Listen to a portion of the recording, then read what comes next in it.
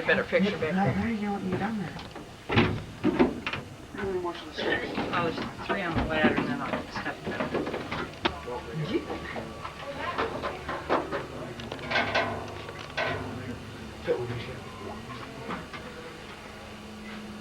What are these things for? What do they do? Make it fly sturdy? Okay, here's the camera. Alrighty. Okay, there you go.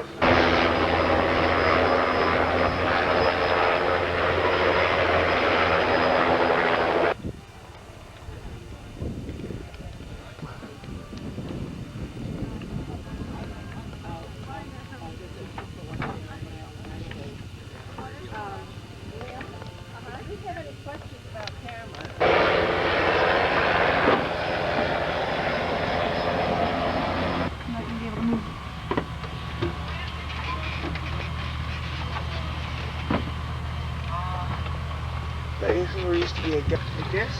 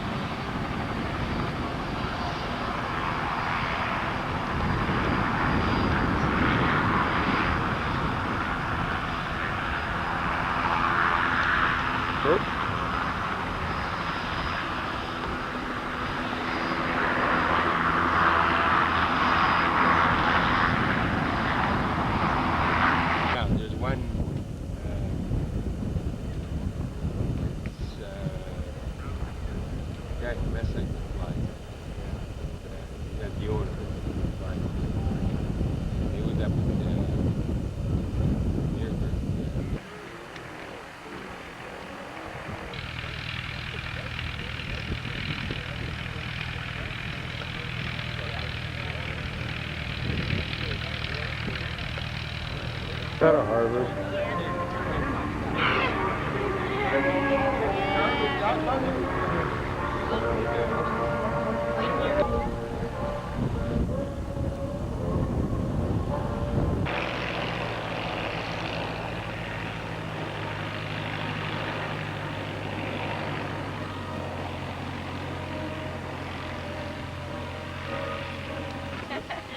I'd love to push those buttons.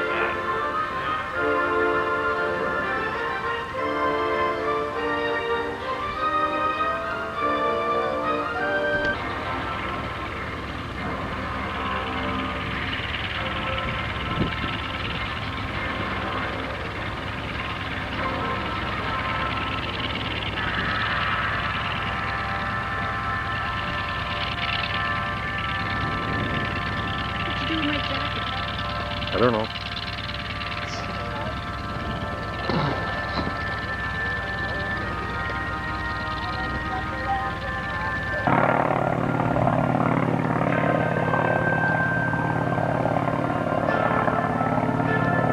he goes. Oh, he's turning. Oh, that's just a camera tip. Little baby airplane. Look up his nose. Any boogers in there?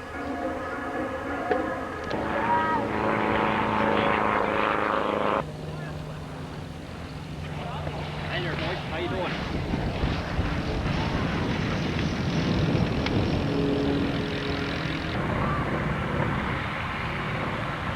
Oh, that's one of those ones with the things on the front. I seen one fly over the farm last fall.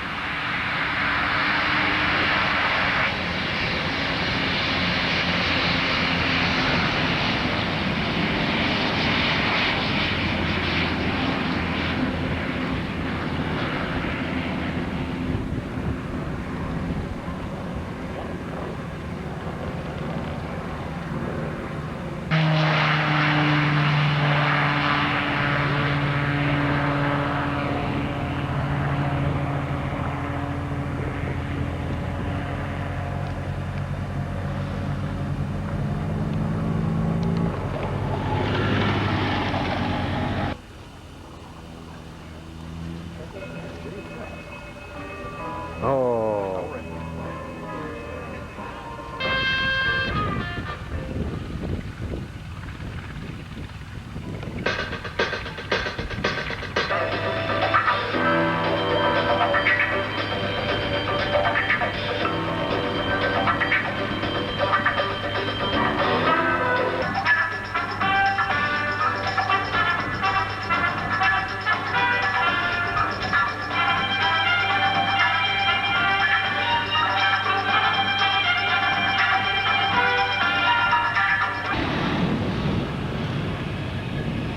Got a motorized parachute.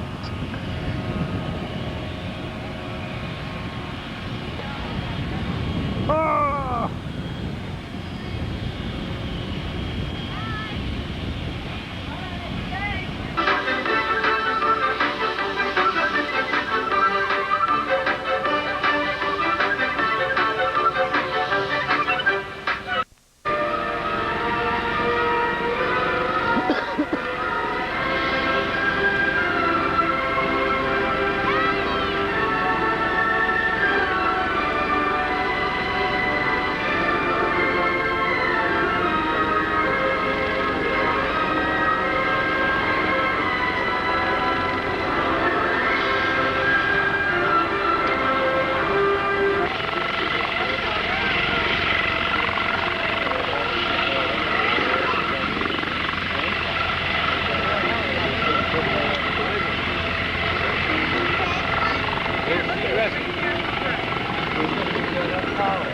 Good afternoon, ladies and gentlemen. My name is Dave Timms, and it's my pleasure to be your host here for the Kinsmen's 50th Anniversary 294 Squadron Air Show. On behalf of all the members of the organization group and all those who are participating in the show, we welcome you to the show. And while we have a few things set up here, a few moments to give you a bit of a chance to collect your thoughts and for me to collect my thoughts, what we're going to do is lay down a little so that you're borrowing it from will be your friend tonight when your face feels a whole lot more comfortable than it would had you not applied sunscreen. So that's it. A word to the wise is sufficient. Again, the UV factor is 5.5. Skin will burn in approximately 30 minutes. It's a moderate UV factor, but it's important for you today that you kind of watch that you don't get too much sunshine. You know, the thing that always gets burned on me at an air show, it's my mouth. It's because it's constantly open, exposed to the sun. And I'm not kidding you on that one either. Of course, I wouldn't kid you at all. But then again, maybe you'll catch me on a couple of things as the air show goes on. Please 16 on. Pete will be demonstrating how it was to fly an airplane that so many people who joined the Royal Canadian Air Force on the elementary stage performed as they went on to wings parades later in the Harvards. The Harvards, of course, will be on hand as well. We have the twin-engine trainer, the airplane that was so very, very produced in a special way for so much of the action that had to leading up to bomber activity later on in the war. The Avro Anson 5 from Canadian Warplane Heritage on hand, and thanks to Bob McKinnon and his crew for coming down today with the Anson 5. Speaking of Harvards, we've got a 1952 Harvard on the field here today. It's what they call the Goldilocks. How about a B-25 Mitchell bomber? That one will be on hand with the Corsair from the Canadian Warplane Heritage. And as we slip from the war years to the prior to war years and even into the post-war years, we present for your pleasure Bob and Pat Wagner. They will be showing us some of the things that happened in what was called barnstorming. A wing walk act for you, and a fine couple to perform it for you as well. Bob and Pat Wagner with the mighty 450 horsepower Stearman. Bill Carter, as I mentioned, is going to fly his pit special. We'll have John Dobie with the Chipmunk, and we'll have Larry Lysiak flying the T-28 Trojan. So all in all, the show continues in a fine fashion. Not to be outdone, our own Canadian Armed Forces will be flying with the CT-133, the T-33 airplane. We'll also have a Tudor, the CT-114, and a little bit later on, we thank all the landowners bordering the airport, the people of Harwich Township, Raleigh Township, and the County of Kent, as well as the Ontario Provincial Police for their cooperation in allowing us to present this show for your pleasure today.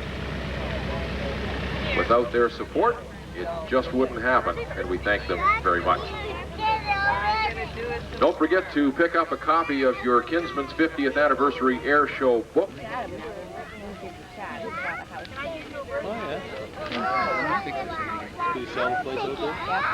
Take a very gentle descent and, of course, secures the glider on the ground once it has touched down. And in the process evades almost certain death in their hands. More than 40 years later, he's flying a sailplane at our air show today in a graceful aerial ballet to the tune of Born Free and the poem High Flight by John Gillespie McGee. The saga of flying from wartime tyranny to peace and liberty is an epic not many are fortunate enough to share with others. When Oscar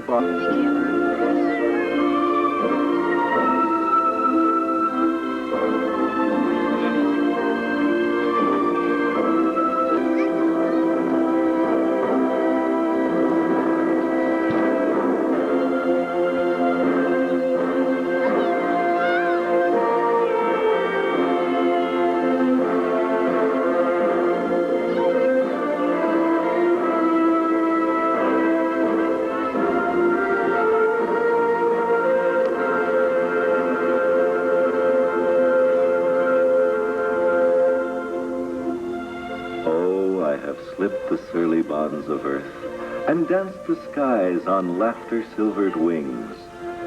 Sunward I've climbed and joined the tumbling mirth of sun-split clouds and done 100 things you have not dreamed of, wheeled and soared and swung high in the sunlit silence. Hovering there.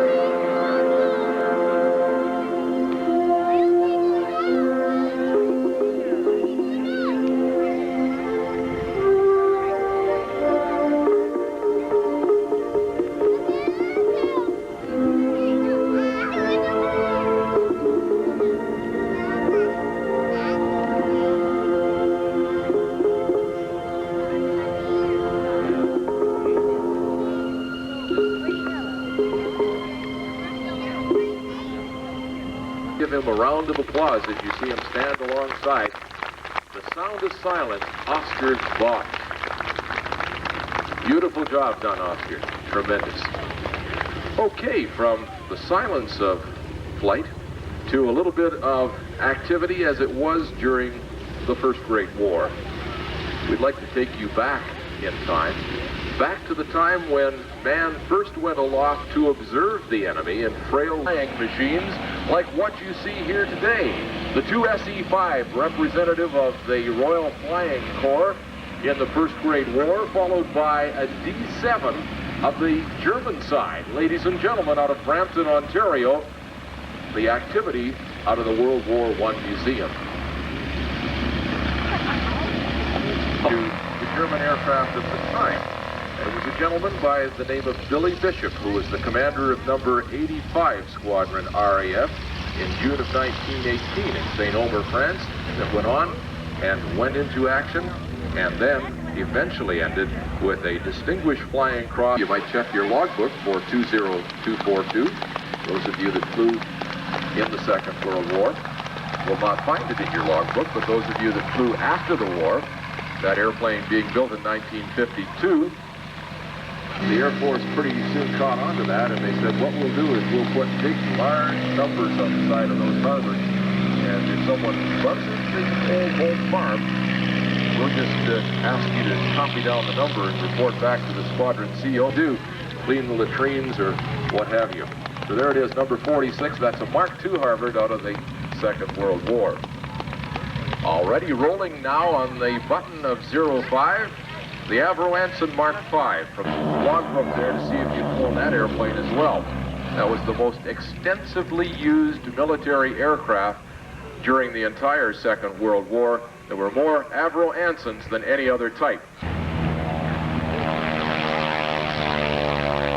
He's got the gear up and he's got her smoking.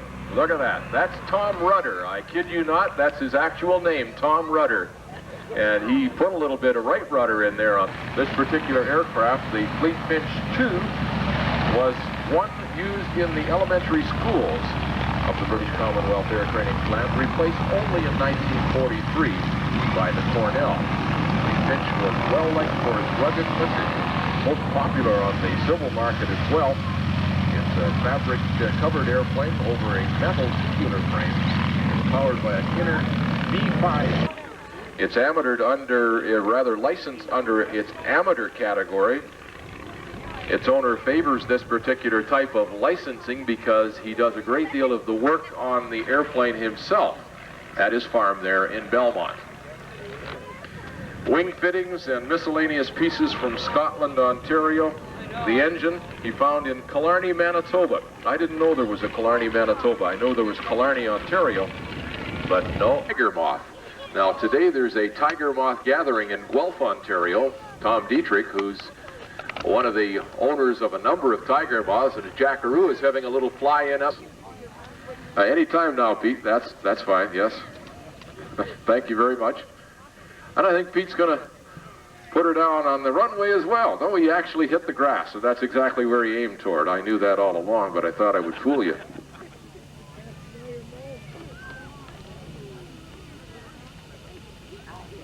I would say, you know, when the British Commonwealth Air Training Plan was set up in Canada in 1939, the Anson was selected as the standard twin-engine train. Comes by. Tom's going to come by, and we're going to provide a little bit of music and a little bit of entertainment, a whole lot of entertainment, I hope, in a demonstration of Harvard Air Shows. This is an aerobatic airplane, of course. It was used as the advanced trainer for fighter pilots during the Second World War. Tom Rudder is from Hartford, Connecticut. He's a businessman. He's president of Ramco Technologies, Incorporated, also Ramco Environmental Incorporated, and Hydrochemical Techniques Incorporated. He's a commercial pilot, a glider pilot, and a flight instructor who's been flying for business and pleasure for many, many years. For those of you that don't know, Ramco Technologies is a restoration company. He's been involved in that since 1983. In the continuing exterior restoration of the White House down in Washington, D.C. The Harvard 4 that's being flown today is a World War II advanced trainer as a Goldilocks Harvard. Let's watch the Blue Nose Harvard with Tom Rudder at the controls. Up and over the top side. Now this isn't just a loop, this is a snap on the top of the loop. You weren't allowed to do that in the military, folks, but just to show you one more time, in case you missed it, he's going to do one more, just to make sure you know that that was a snap at the top.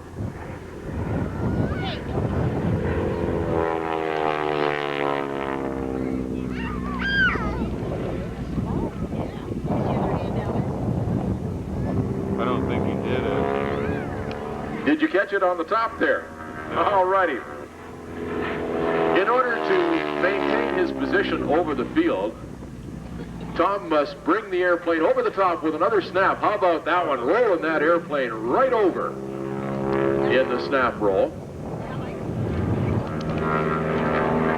That's when the airplane is at its very slowest speed. Very, very difficult to do with a great big 5,700-pound airplane. Hesitation roll. Tom Rudder out of Hartford, Connecticut, flying for us here today. Tom had a little problem with weather a little earlier. He was to be here yesterday, but no, he decided he'd wait out the weather. There's the other half of the Cuban 8. Ladies and gentlemen, let's turn on the music and let's count those 8 points of the roll coming here at Chatham. 1, 2, 3, 4, 5, 6, 7, 8.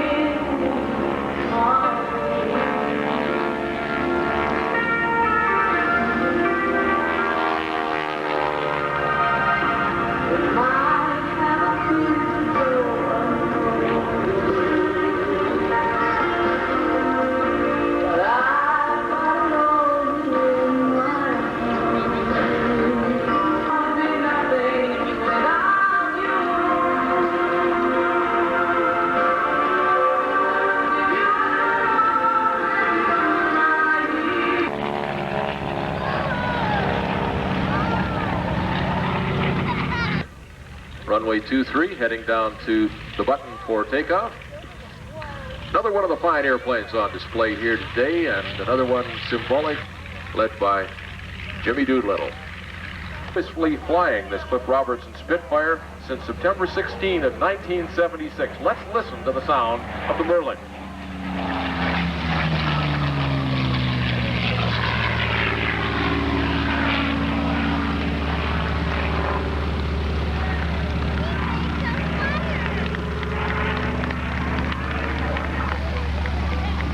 Background on Jerry Billing. Jerry has an instrument class A1 rating.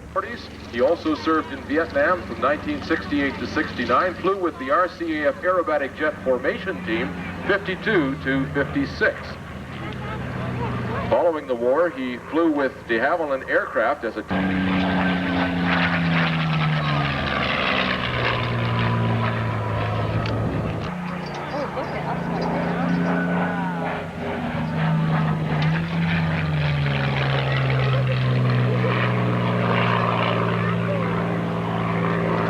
in Arizona. Here he comes again from right to left.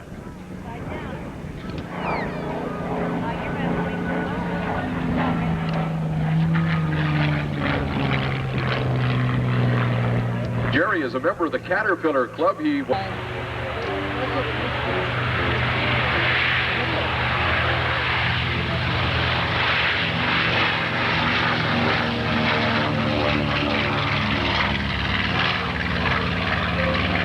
Guardian of Freedom, that's the B-25 that's just pulled off the field here. It was built in Kansas City, Kansas, and accepted by the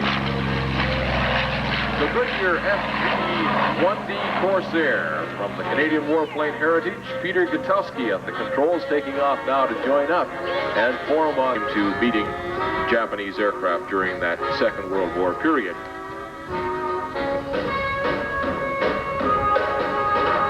From right to left, a picture pass for you, the B-25 Mitchell and the Corsair.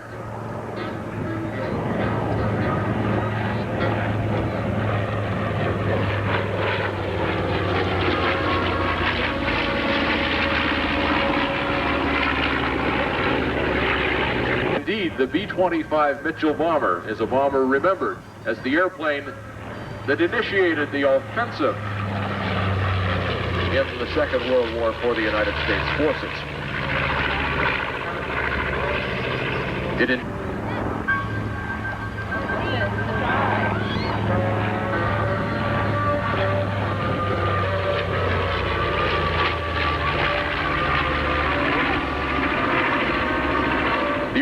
as it comes to our air show here today, came crewed by 9 people. They put a few extras.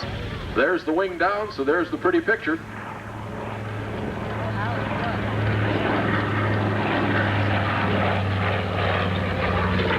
Kind of interesting to note how quickly those bomb bay doors would open. I guess if you were making a raid on Tokyo and someone...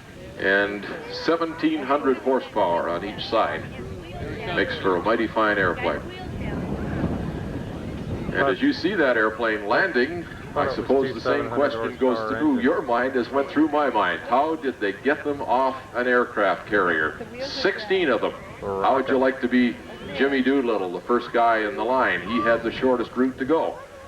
He had his job cut out for them because they were fully loaded with fuel and, of course, all bombed up as well. Colonel Glenn Lamont on the numbers. 50 caliber machine gun on the nose of that airplane.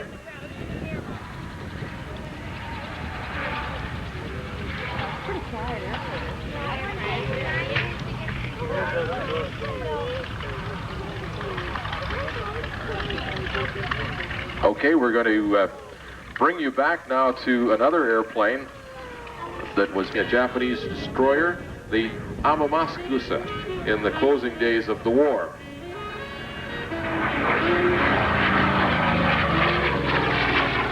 They're having himself a really good time today. I can tell Peter Gutowski coming across good and fast there. Peter is 57 years of age. And they're about 0.84 Mach.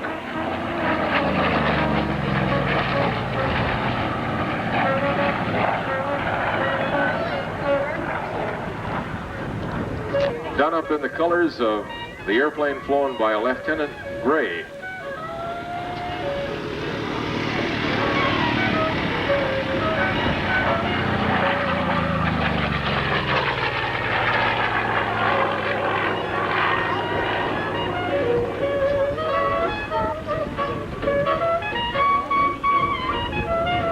Peter's having such a...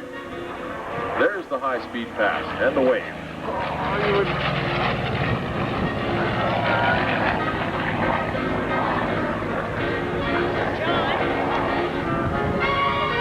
Outside of the road going directly to Chatham. And as far as you who are in the parking lot, people move to the buses. Turnaround point is at the far west end of the airfield.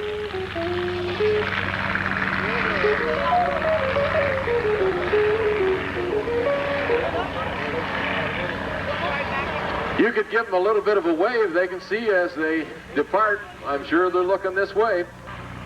And Reno Savard. There goes Dick with the red nose. And if you look straight out in front of you right now, a pair of Harvards coming back. One's being polished up, and he's looking for an award on that one too.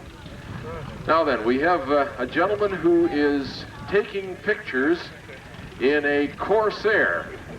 Anyone up to age 5 can have their pictures taken. You mean to say I couldn't have my picture taken, sir? No, I wouldn't fit in.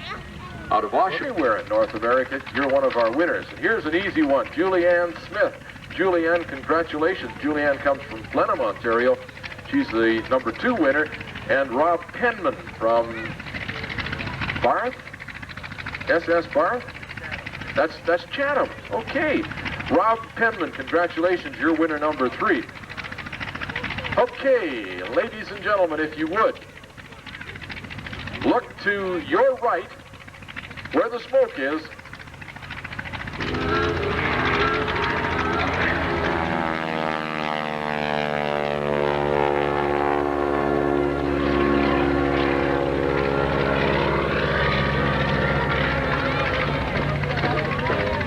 I don't know, but Wagner comes by on the 450 horsepower Stearman.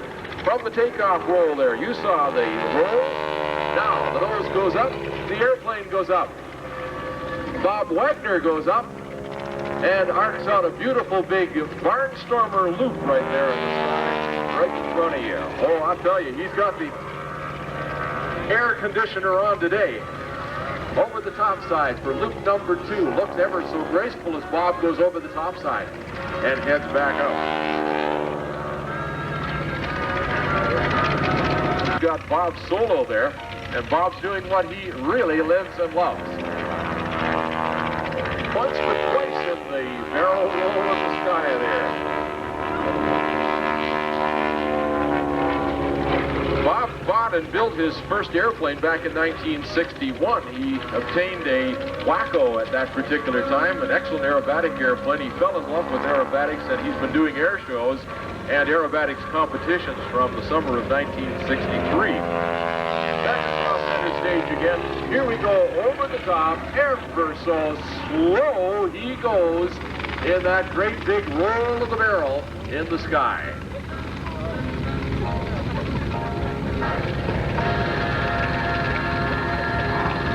Doing the turnaround, and he's going to arch out a great big square loop in the sky. There's the top side, there's the other side coming straight down, flattens it off at the bottom as well.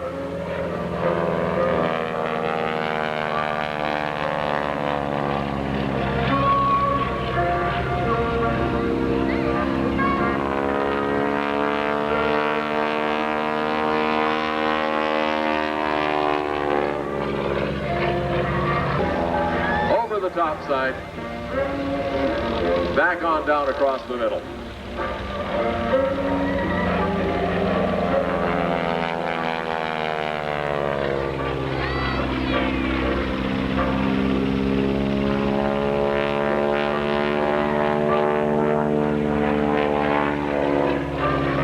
There's two.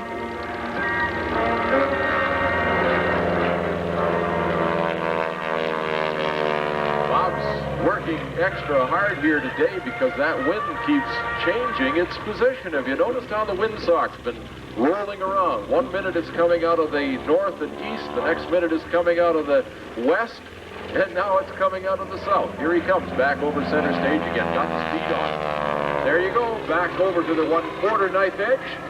Going across, holding the airplane up. Who says an airplane can't fly on its side, eh? Not Bob Wagner. Into the inverted. There it is. Upside down. How's that? Now it's right side up as Bob brings it back over one more time to the inverted. Holding it there. Back on over one more time. As he gets down to the left-hand side, let's watch and see what Bob does here. Pulls the airplane up in a nice little wing over, bring it, look at the colors on that airplane as he comes around. The nice red and white against the blue sky here at Chatham. There's one. There's two. There's three. There's four to the top side. There's four on the way down. There's five. There's six. There's 7 and 8. That's the Octagonal Loop, ladies and gentlemen. If the smoke were to have stood still in the air above us, we'd have seen ourselves a stop sign in the sky, the 8-sided Octagonal Loop. Bob Wagner. Let's not do it all the way around unless you want to do one this side, too. Rolling all the way around to another knife edge for you, with a roll in the middle. Roll from knife edge to knife edge. Now, we've been counting before. I'm going to give the young fellow up at the top end when you hold the handle up is the top end of the hammer, the hammer head. Kicks it over real hard and comes right on back down through the way he did. Rolling it over.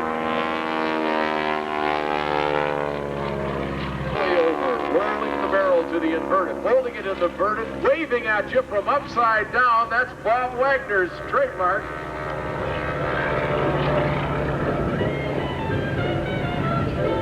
And rolling it around in the sky as he heads on out to the other side. Inverted fast, waving at you as he goes around, still rolling the airplane in a turning maneuver out to the far side, getting lined up for the runway, rolling around as he goes. A beautiful picture in the blue sky, that beautiful 450 horsepower Stearman and smoke. Play the Iowa and have a look at the airplane. Speaking of airplanes, here's the T-28 Trojan with Larry Lysia.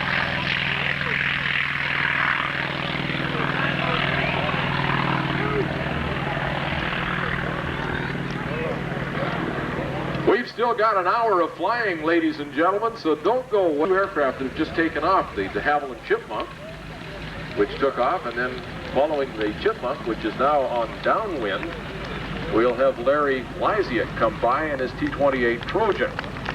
The Chipmunk you see flying today is flown by John Doe. Civil registration number is QRN. And it's a beautiful little airplane. John lives up in here at about 225 miles per hour.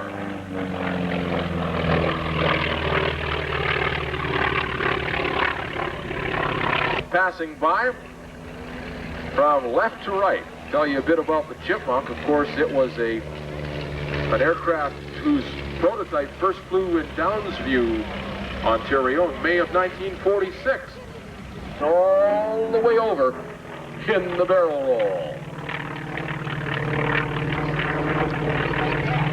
Ain't it pretty? And what a sound that airplane has. So different. Aircraft maintenance owns and operates some 4 agricultural aircraft employing 2 pilots and 4 mechanics. Here comes the Chipmunk one more time. John Dobie giving a bit of a wave act like it's coming pretty close to 240 miles per hour as he rolls the airplane up for the picture and rolls it back exiting stage right. The Airshow frequency, and of course the Unicom frequency after the show is the standard Unicom 123.2.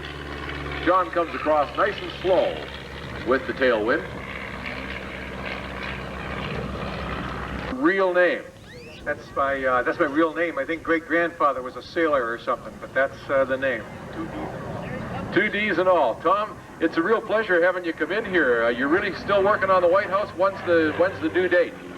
We'll be back down there. We finished the major restoration in '91. We're back down there on a regular basis maintaining it. It's a great place to work. Tom, I told the people, and I may be telling them a fib, but I believe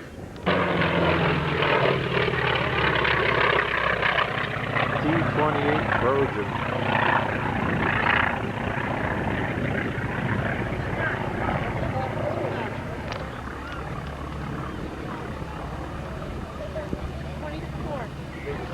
Probably just watching a free air show. But again, remind you about the 50th anniversary air show video. It's a 60-minute video. Is available here on the field. Actually, you can order here today. You'll see interviews with past and present air cadets, with some of the wartime pilots, and see, of course, footage. Okay, he's got it moving right along there with the tailwind on landing. Lets it slow down. I think he's got the main gear on, both of them nice and flat. And I think we'll get, what will we do? How many say that was a 7? You want to go to an 8? He's got the gear down and the flaps down.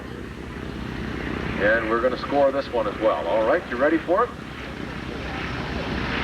Larry's done this about 10 times on this field. He's been hopping a lot of rides with people. Gee, you sure can't do much better than that, can you? That's got to be about an 8.5. What do you the field? That tells you that once the runway is clear, he's rolling. Powered by a Lycoming engine, tuned and crossover exhaust, Ellison throttle body, developing some 200 horsepower. Ladies and gentlemen, a little airplane, gross weight of 1,150 pounds, airborne ever so quickly, and operational for a very dynamic piece of aviation demonstration. Bill pulls the airplane up, rolls it over on the way out, and look at this. He's climbing out inverted. Bill Carter, the wheels toward the air, the sky, and he climbs on up.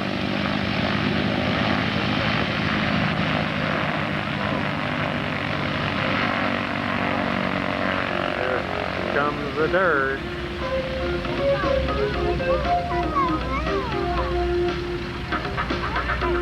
John Dobie, let's give him a round there as he goes on by. He's got the hood opened up there for the air conditioning today. He's waving at you.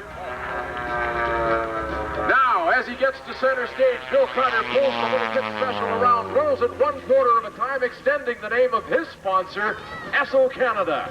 As he gets to the top side, the airplane comes to a complete stop, kicks in the rudder, comes back on down in the smoke, and heads on out on the way down with a quarter turn and a roll off to that side, takes him right straight out the other way as he's come in. You're going to see a lot of quick action here from Bill Carter as he pulls the airplane up and over the top side. He'll execute a 1/2 roll here on the way down.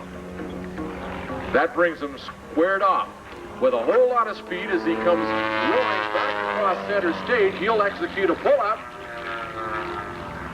and a nice roll off to the outside again. The wheels toward the sky as he climbs even more up into the sky, heading on out there with a roll and another roll all the way around. Bill Carter and the little pit special for the Esso people. Bill's got quite a bit of airplane there, even though he sits in the airplane with less than 8 feet of wingspan on either side of his shoulder. He's got an airplane that'll really wiggle around the sky. There goes the Mark 5 Anson heading on back to Hamilton. Have a good trip, guys. Thank you so much. Here comes Bill as he pushes from the right, heading toward the left, across center stage, snaps over the top side, flips back on down, and Bill Carter pulls out on the outside, pushing the stick forward until he rolls it back over and over again. There's 2. There's 3 to the top side on a 4. Watch for that stop sign in the sky. 5, 6, 7, and 8. Look at that. He left the nice line as roll and coming back on down. Going through the aileron rolls all the way across center stage. Look at that for a fine display of white and red color there. Aileron rolls in the beautiful Esso Pits Special. 2 consecutive rolls, rolling some 300 degrees per second. If you were able to bring the airplane all the way around in a roll, that would be 360 degrees. So his roll rate is just slightly under 1 complete roll per second. The aircraft is sponsored today by Ernie Jenkins Landscaping.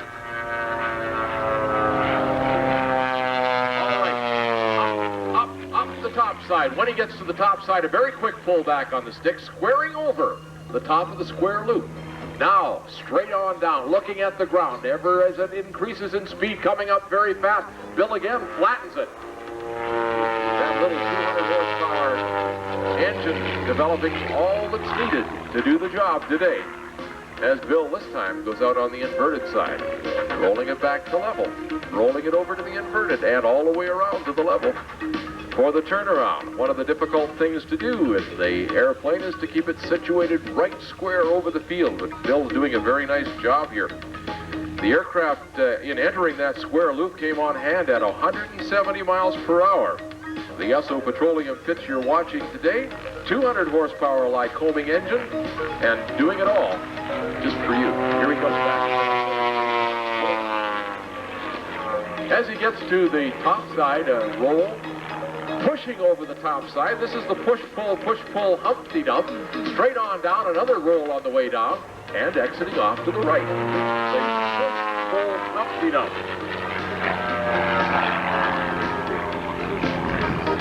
Bill is experiencing G-forces in excess of 4G as he goes up to the top side with the hammerhead, getting to the top, kicks in rudder, turns it back on down, and comes across. Bill's aircraft was built in 1972, has modified 2/3 span ailerons added in the winter of 87-88.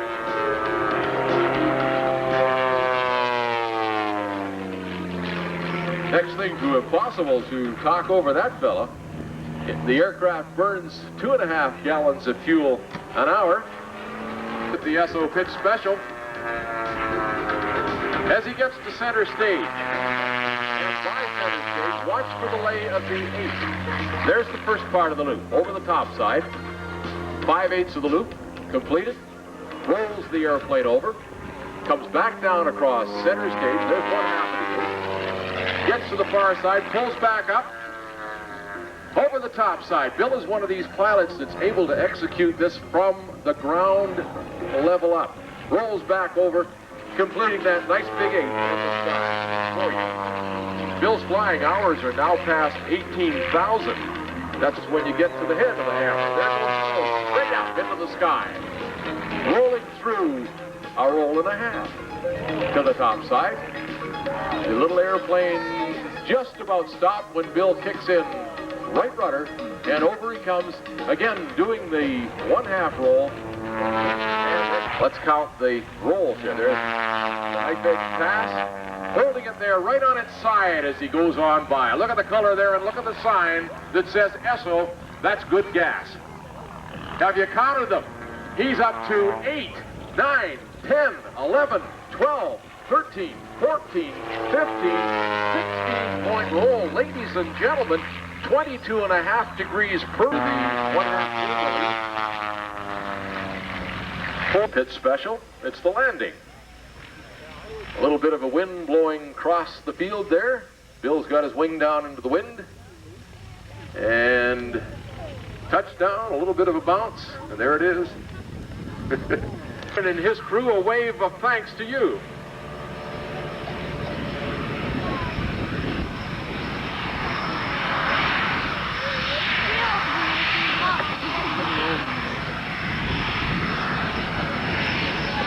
There's Bill Carter in behind the hat there. And he's had himself a good time. Look at that. He's still got enough strength to wave his hand as he goes on down by the crowd there. That's hard work flying that little airplane, and he certainly did the job for you, and I hope you appreciate it. Let him know, would you? Thank you. Ladies and gentlemen, they say if it doesn't puff and it doesn't puff, it doesn't blow the house in. Well, we're going to really blow the house by now. If you look to the left, we've got ourselves a CT-133 or a T-33. And it's an airplane being flown today by Captain Matt Parrish, who's been 6 years in the Canadian Armed Forces. He's been flying for the last 4.5 years. He has about 1,500 hours on the T-33. He's out of 439 Squadron in Bagotville. Ladies and gentlemen, left. Matt are both single gentlemen, and they've had themselves a really good time here at the air show. Heading on down through the T-33. Slow speed after a high speed from the other way. 20 degrees of flap. Indicated airspeed about 90 knots. Coming around through a 360-degree turn right out there in front of you. Nice and tightly done.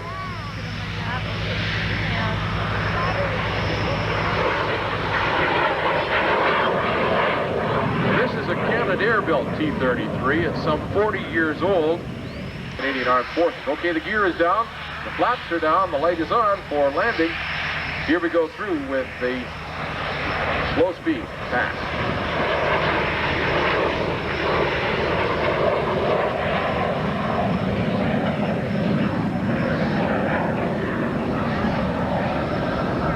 Plane heads on down through.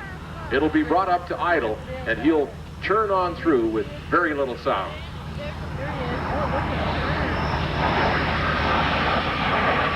Top side and bottom side.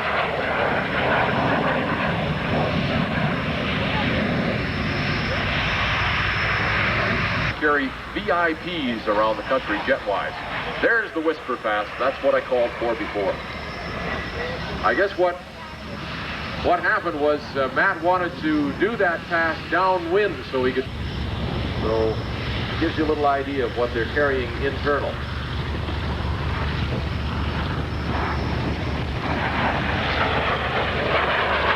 And closed from 1:30 in the afternoon until 5 o'clock at night.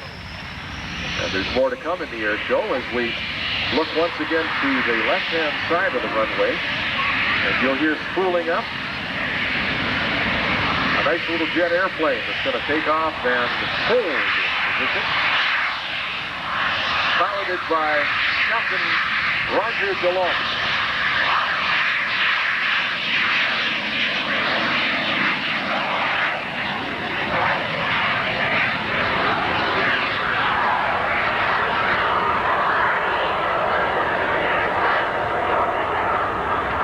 Minutes time, they're going to be checking in at Customs at Detroit City Airport. The B-25 Mitchell bomber gives them a wave as they go. Colonel Lamont. 450 Stearman. Since that time, they've done a whole lot of shows throughout the entire continental United States. And they open the bomb bay and say, that's it for the day, as they head back to Detroit.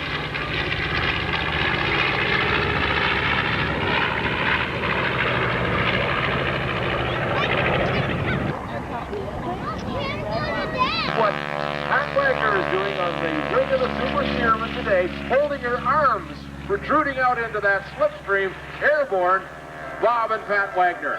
That's the way I like to go, but let's watch as Bob builds up speed, comes back across center stage with Pat there on the wing. Over the top side, there's the beautiful red and white color. Look what's happening to Pat. She's right upside down there on that wing, on that Super Stearman.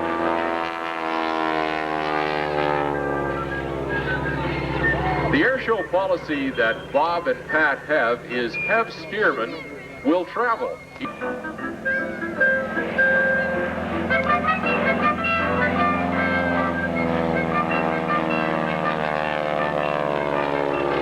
Oh, yes.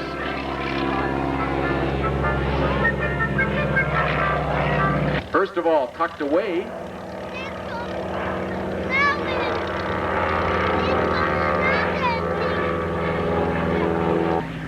How sweet. Okay, right to left, ladies and gentlemen, the Tudor.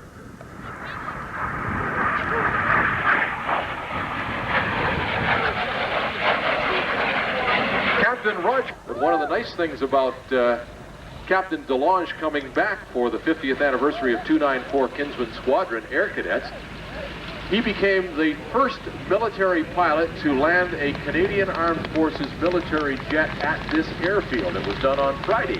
Never before had there been a Canadian military jet aircraft land here at Chatham. So it's a first for a very fine fellow. All the way around the circle. Up and over for one to the knife edge side. And then back to the level. Captain, would you like to bring some greetings to some of the Air Cadets today? Yes, I would. It's a real pleasure to be back here in Chatham, especially with my little jet here. So it's really good to be back here and flying again after all these years. What a pleasure, Captain, to have you back, and seeing that very fine airplane, real treat. I guess you've got some pretty dynamic things planned for us a little later on as you go skyward, right? That's right. We're coming at the crowd there and then showing you the capabilities of the Tudor on a vertical pull. What would you say, Captain, with regards to the young Air Cadets that are joining up now? Would it be a good idea to stay and complete their service training like yourself? Well, that's up to every individual, but for myself, my hat's off to the Air Cadet organization. I can only say that it provided me a lot of guidance and motivation when I was young, and it was a lot of fun, too. So, really happy with the organization. What he told us yesterday, he said I had to slow her down before she punched out through the top end of that 7,000 foot. Okay, he's coming around one more time. As Tom Rudder pulls out onto the runway, Tom again is heading on back home after joining us here on the announced podium. Nice to see that beautiful Mark IV Harvard flying in the Goldilocks color of the Goldilocks Squadron. Turning out the Hamilton Standard prop, the tail is up. As the Tudor and the Harvard go up, look at here.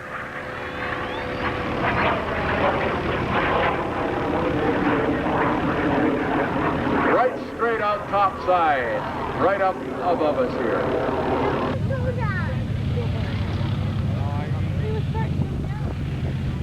Getting breezy.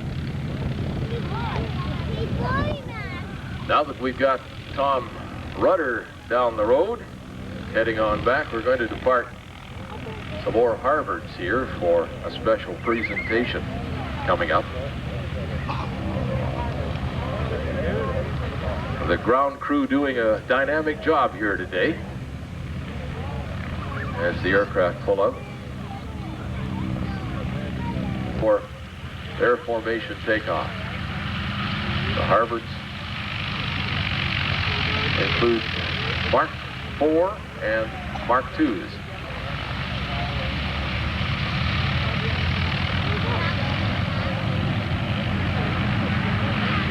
.600 horsepower generating.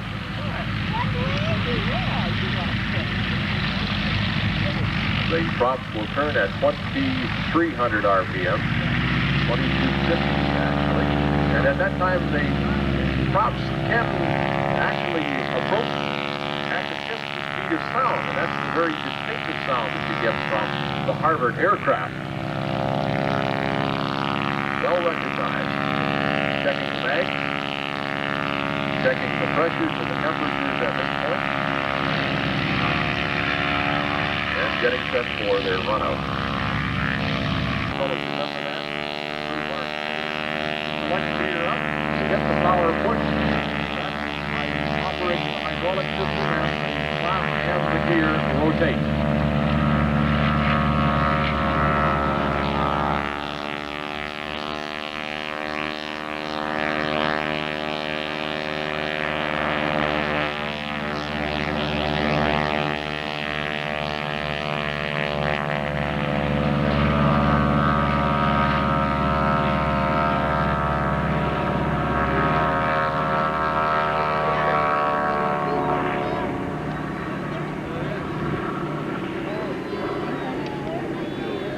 As the aircraft leave the ground and the gear comes up, you'll notice a change in pitch of the prop there. The throttle comes back, the increased pitch comes off, and they shift into high gear.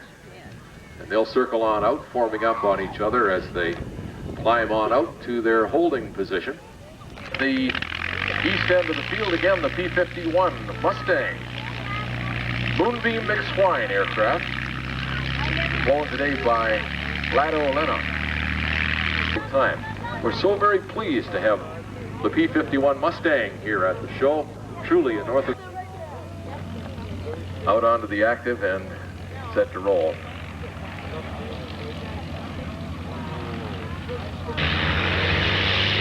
There's the P off and over to the right.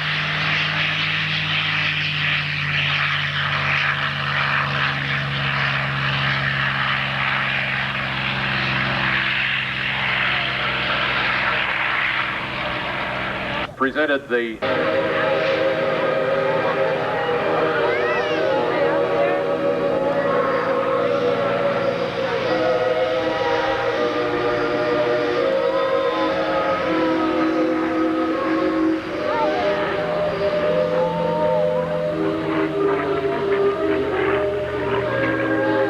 California in October of '74, and then to Gordon Plaskett of King City, California, along with several other aircraft. Refurbished from South American military duty and restored as the Moonbeam mixed-wine in 1976. Then sold to a buyer in Phoenix, then to another buyer, C.J. Williams, in Ellensburg, West Virginia in 1980, and then to a V. Lenning in 1988. Restored as Moonbeam mixed-wine as the personal aircraft of Captain William T. Whitner, U.S. Air Force retired out of Covington, Louisiana. This aircraft, Moonbeam mixed-wine, scored 15.5 air-to-air kills and 3 strafing kills, an additional 5.5 MiG kills in Korea. And it once flew as Major George Freddy's wingman.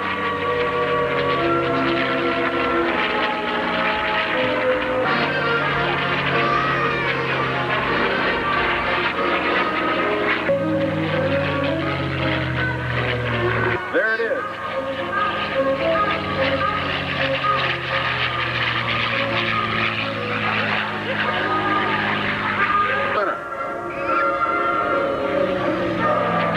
Going topside.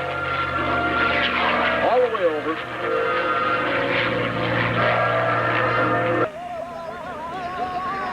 And slowing up that P-51. Coming in over the numbers at above 100.